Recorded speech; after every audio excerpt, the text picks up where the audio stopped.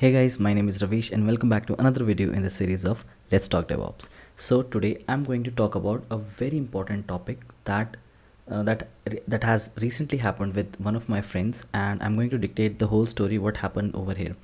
So as you already know that you have seen the thumbnail, so we are going to talk about the DevOps Proxy interview which happened, and the person got hired in the company, and then later they figured out that he's not the same person as the one who gave the interview.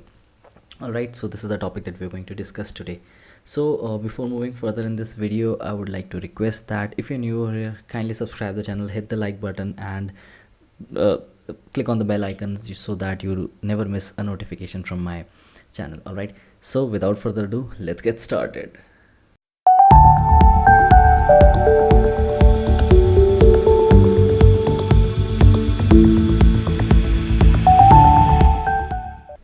Okay, so first of all, understand what exactly is a proxy interview. So proxy interview means whenever you take an interview of a person, the person is imitating someone else. He is not the exact person. Let's take an example.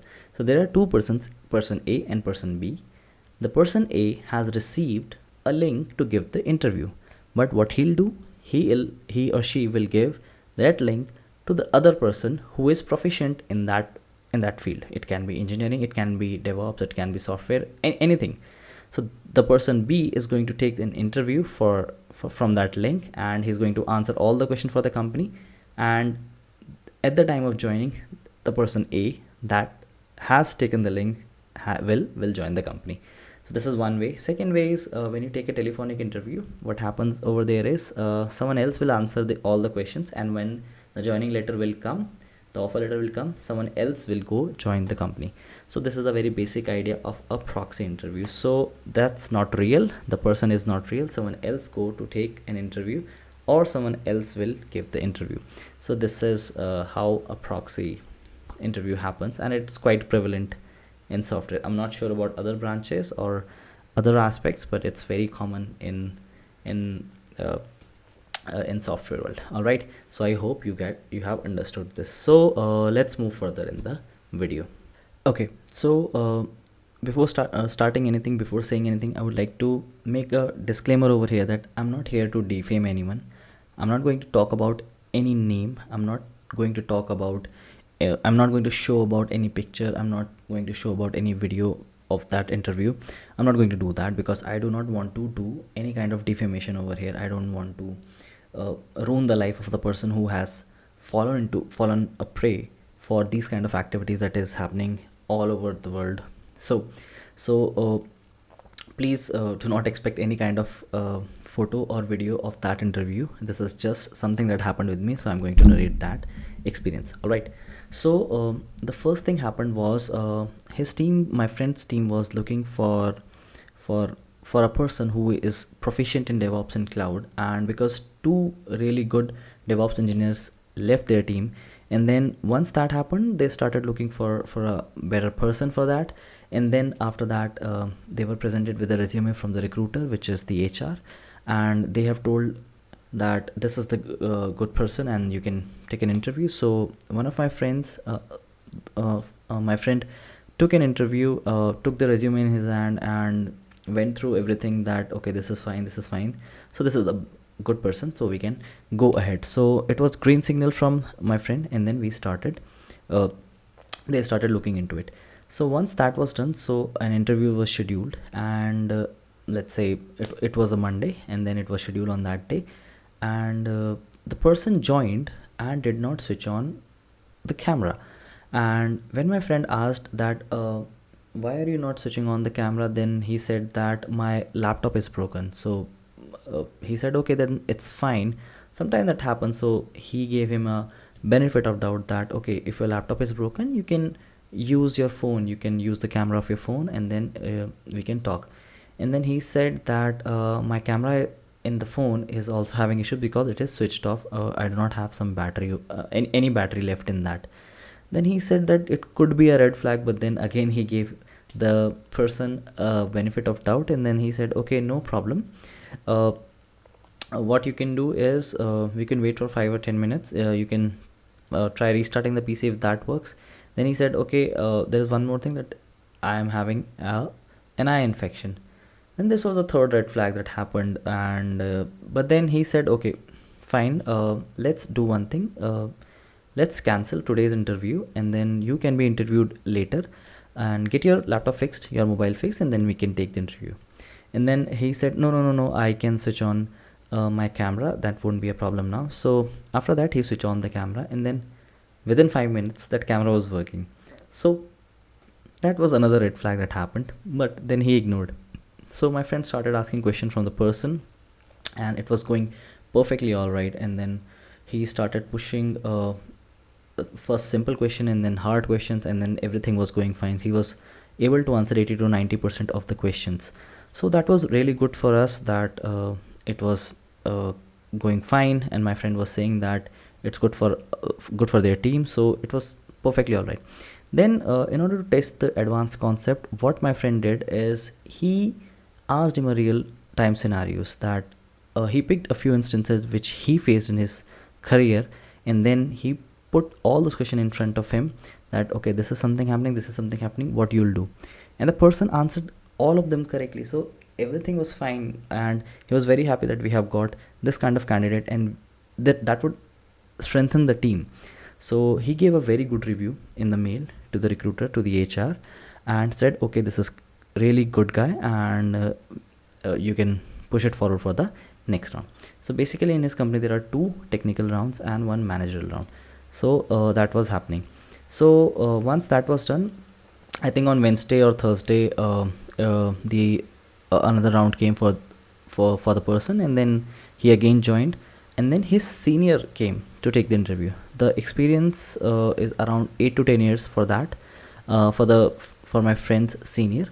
And he started taking interview. He again started asking from very basic question, and then advanced, and then really tough question, and the person was able to answer.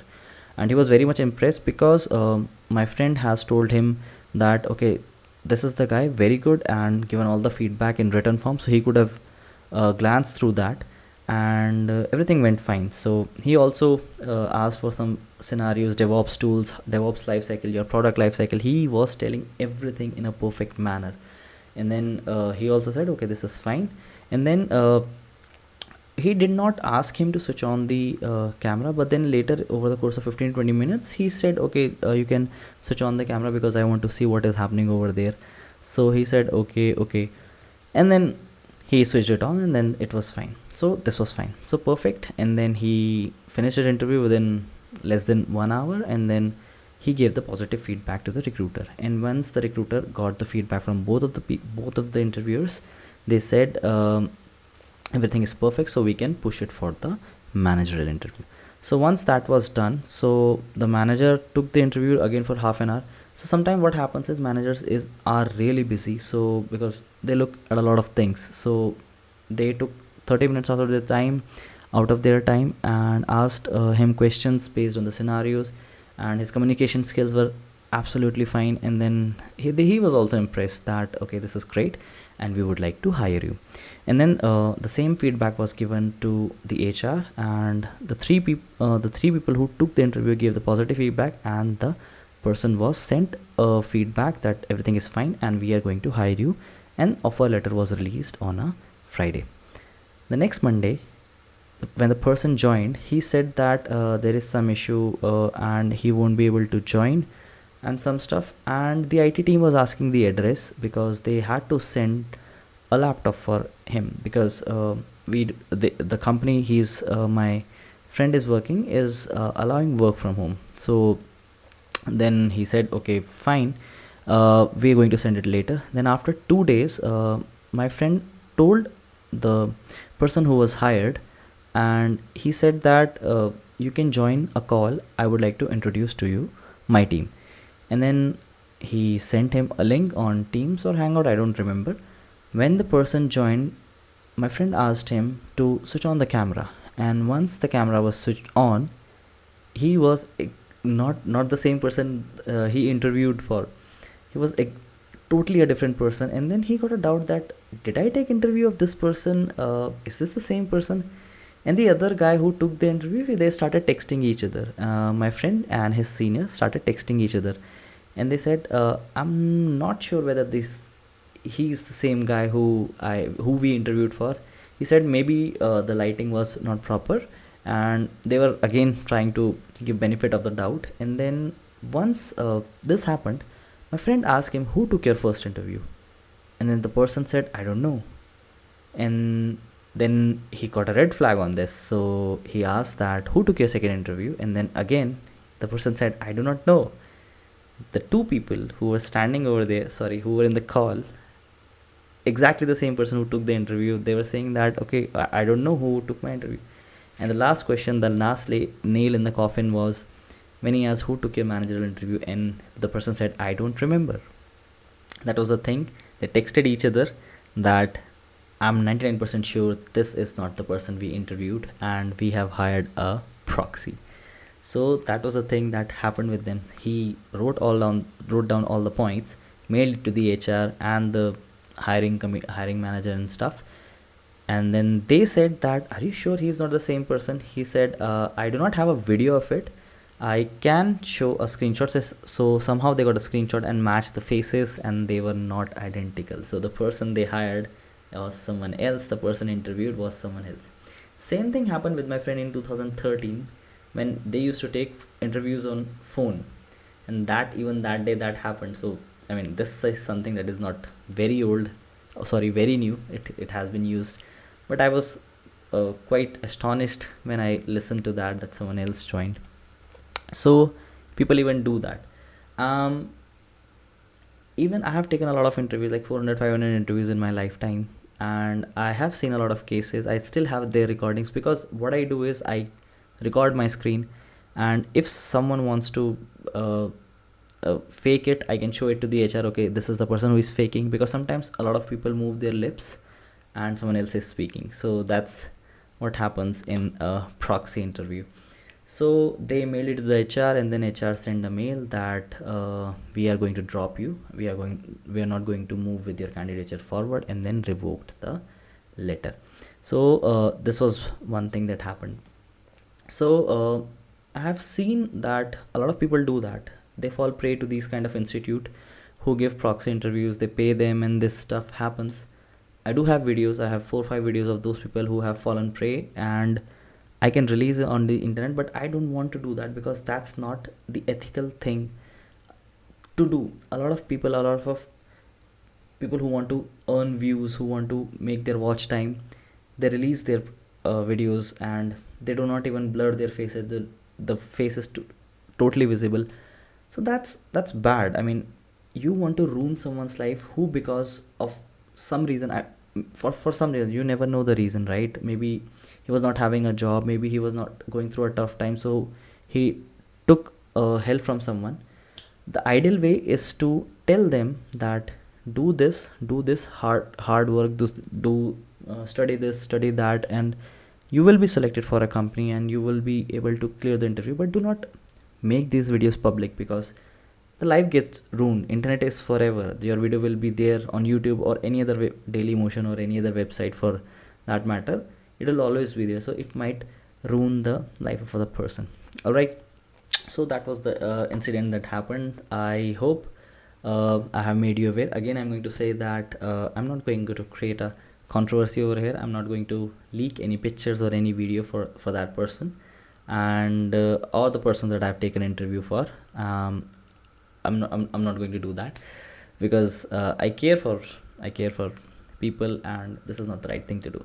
So if there is anything, if you enjoyed it, please feel free to comment below in the comment section, and do subscribe the channel, because it supports me to create a lot of videos. So and that's all, and I'll see you in the next one.